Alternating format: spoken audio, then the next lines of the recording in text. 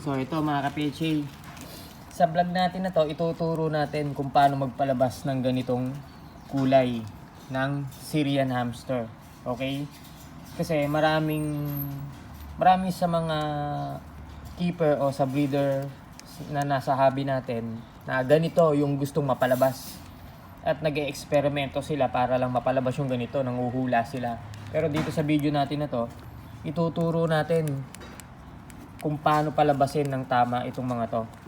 Okay, ayan, kung makikita nyo, lahat yung magkakapatid talagang yung isa sa mga hinahanap nyo ng mga rare mutation. Okay, eto, halimbawa na lang isang to, solid blue na Syrian. Ayan, makikita nyo, talagang blue siya, solid blue.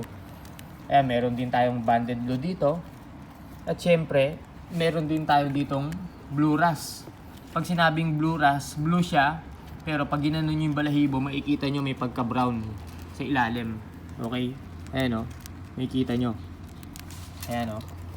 Diba? Ngayon, ito naman is tort. Okay? Ngayon, ang parents niyan is black. Itong mga mutation na to, itong mga kulay na to, lumalabas yan kapag ang parents nila na female is black. Okay? Kahit wala itong history ng pagka-blue, okay? Basta yung female nyo is black. Okay? Yan. Tapos ngayon, ganito. Dapat, ito ang hahanapin nyo sa male na ipapares nyo dito sa black na to. Ganito dapat. Ayan. Okay? Ang hahanapin nyo is yellow satin na male. Okay? Yan, 100% po yan. Once na pinagpares yung dalawa, ang mga anak nila is ganyan. Nasa 80 to 90% may mga blue. Okay?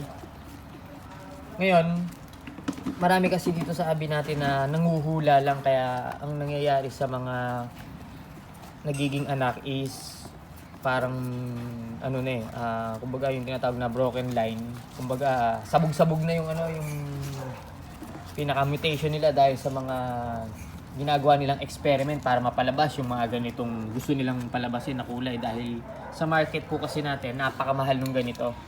Okay, lalong-lalo na yung mga ganito, yung solid blue na yan at itong blue ras na yan. Kasi itong mga blue ras na to, maganda lang sa paningin yan eh. Mahal nila mabibenta. Pero, kung ako tatanungin nyo, itong mga to, yan, blue, sa paningin lang maganda yan. Pero pag ginawa mong breeder yan, ako na nagsasabi sa'yo,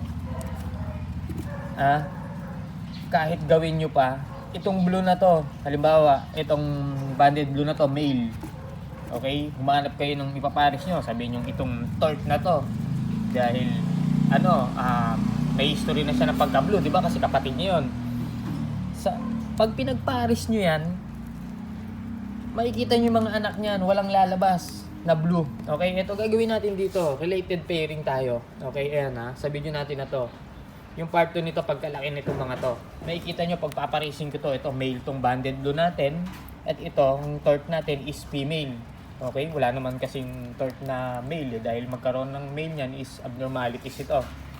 Okay, ngayon, so ito, pagpaparisin natin tong banded blue natin na to at itong tort na to. Okay? Makikita nyo talagang blue, sila. May history ng pagka-blue. Makikita nyo yung magiging anak nito. Walang lalabas na blue. Kaya ako to sinasabi para alam nyo rin yung magiging kahinatnan ng mga gagawin nyo. Okay? Itong mga ganitong mutation kasi, yung mga ganyang kulay, maganda lang sa mga paningin yan. Mahal maibebenta kasi blue. Diba? Pero pag pinag-breed mo yan, wala nang lalabas niya. Katulad na lang, ikukumpara natin siya sa mga robo natin. Kahit blue na ito, makikita nyo na katulad ng sinasabi ng iba na dapat pagka blue din ang anak niya. No? Nagkakamali kayo. Magkaiba kasi ang genetic nila katulad ng mga nasa CDH natin. Okay? Yung CDH kasi, mas malakas ang ang pagiging mutation nila pagdating sa blue. Yung mga CDH natin na Blue Rex, yung mga ganon. Ibahin nyo ang mga mutation ng Syrian at ng Robo. Okay? Sa pala, ito, pag pinagpares natin itong female na tort na to at itong kapatid niyang male na banded blue, baka iniisip nyo, bawal pagparisin niya kasi magkapatid. Nagkakamali po kayo dyan. Pwedeng pagparisin pagka high mutation. Okay? Walang nagkakaroon dito na yung tinatawag yung pag magkapatid is abnormalities. Yung magiging anak magkakaroon ng abnormalities, magkakaroon ng syndrome. Nagkakamali po kayo. Ang nagkakaroon po ng syndrome, ang nagkakaroon po ng abnormality sa anak is yung pagparisin mo ang magkapatid na low mutation. Low mutation nga eh. Okay? Kasi ang low mutation, pagdating sa genetic nito, mahina. Pag parehas mong pinagpares ang magkapatid na low mutation, pag nagbanggaan ang genetic nito is dun nagkakaroon ng mga tinatawag nating mga syndrome. Okay, ng hamster. Pero sa high mutation, kaya nga tinawag na high mutation eh. Okay? High. Okay? Mga hybrid na sila. 'Di ba? Kasi nga high mutation eh. Ngayon, pag pinagpares mo itong magkapatid na ito, makikita nyo, wala kayong makikitang magiging ano niyan, syndrome. Ako na nagsasabi sa inyo dahil ilang beses, ilang experiment ko na sinubukan yan. Okay, makikita nyo, kadalasan ng mga may umiikot, may mga tumatumbling na hamster, halimbawa na lang sa CDH, pansinin nyo. Sa Winter White, pansinin nyo. Sa Roborovsky, pansinin nyo. Anong mga kulay, anong mga mutation yung mga umiikot nila. Sa Winter White, ano yung umiikot? Pag nakita nyo, kadalasan agouti, kadalasan sapphire. Bakit? Ano bang mutation yun ng Winter White? Low mutation yun, di ba? Oh, sa pudding line, nakakita na ba kayo ng umiikot? Nakakita na ba kayo ng tumatumbling sa pudding line? Hindi. Dahil high mutation yung pudding line sa Winter White. Sa CDH, nakikita nyo, ano yung mga umiikot dyan? Ano mga kulay? Di ba? Mga beige. Mga ano? Oh, di ba? Mga ganong mga low mutation. Kadalasang mga normal mutation, makikita nyo, mga umiikot, tumatumbling. Kasi, low mutation nga eh. Nakakita na ba kayo ng tumatumbling na blue? Oh. Di ba? Sa Roborovsky, ano yung mga umiikot? Kadalasan. Mga white, mga recessive. Bakit? Yung recessive, ano ba yung recessive? Oh. Bakit ba nagkaroon ng recessive? Sige. Oh, alamin niyo yan. Bakit umiikot pagdating sa mga recessive white? Hindi naman kasi talaga recessive white yan eh. Okay? Pag sinabing recessive, high mutation yan. Pero yung nakikita nyong white, hindi talaga recessive yan. Tignan nyo yung pinaka noon yan, dito yung pinakaulo niya sa gitna. Ganun yung balahibo niya, may konting dot yan. Head spot pa rin siya. Okay? Ang head spot na Roborovsky, kung ako tatanungin nyo, hindi siya masyadong nabibilang sa high mutation. Okay?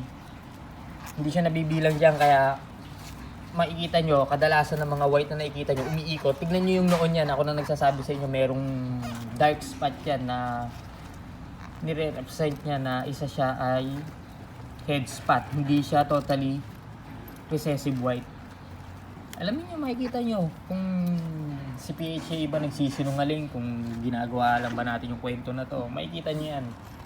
Okay, hindi ko naman ituturo sa inyo kung mali yung na experience ko pagdating sa pag-breed ng hamster. Okay? Kayo mga katuklas niyan. Ayan. Ito, antayin nyo. Sa paglaki nito, itong banded blue na to, kukunin natin. Gusto nyo itong solid blue, ayan o. Male siya. O, para solid na solid gene, di ba? Na blue. Pagpaparisin natin itong dalawang itong magkapatid na to, isang male, isang female, makikita nyo. Yung magiging anak niya, walang blue, pero hindi rin magkakaroon ng abnormalities o syndrome dahil high mutation sila eh. Okay? Ganun yun. Ganun yung gusto ko ipaliwanag sa inyo pagdating sa mga mutation, sa mga genetic pairing nila. Hindi basta-basta kasi ang pagpe-pairing ng mga serial. Kasi yung iba sa atin, porket male and female, pwede na yun, pwede na pagparisin. Ganun yung sa hobby natin eh. Diba? Tanungin mo nga paano magpalabas ng ganitong kulay, manghuhula yan kung anong ipagpapares nila. Pero tayo, tanungin mo kung anong kulay yung ganitong hamster para lumabas. Alam ko kung ano yung pagpaparisin ko kasi nasubukan ko na, ilang beses ko nang nasubukan yan. Hindi yung katulad ng iba dyan, nanguhula lang. Yung iba kasi, bumibili lang, di ba? Katulad na lang si Ilong, di ba? Galit na galit sa atin, samantalang siya, may nalalaman pang magaling daw magpadami yung assuming na ginagamit niya. Pero makikita mo sa mga quitting sa mga group, binibili niya yung maramihang quitting, di ba? So, kanino kayo maniniwala? Sa nagbi-breed, si PHA o kay Ilong, di ba? Mahirap maniwala sa mga ganun, tapos sasabihin mo yung hamster mo bumabara ko. Di ba? Kalokohan na yun, di ba? Kahit sinong tanungin mo, kahit nga bata, tatanungin mo. Sasabihin sa'yo, hindi bumabara ko ang hamster. Di ba? So, ayan. Okay? Ngayon, kayo rin, experiment nyo yung tinuro natin na to. Basta yung female nyo is black, solid black. Okay, kahit walang history ng pagka-blue yan. Tapos ipaparis nyo sa yellow satin, okay, na male. Makikita nyo yung mga anak nyan, 100% merong lalabas na blue. Ha? Baka nga hindi lang isa lumabas, katulad nito. Ayun, no? Isa, dalawa, tatlo, apat. Yung iba niyang blue rust na. Ayun, makikita nyo. Blue rust sila. Ayun, makikita nyo. Blue, pero pag ginanon mo yung pure niya is fully brown yung gitna dahil na ano siya, blue rust. Ito yung solid blue. Ayan, ito blue rust to kasi medyo may pagka-brown. Ayun, no? Ito nga, satin na blue. Ito naman, banded blue. Ayan, no? Ito.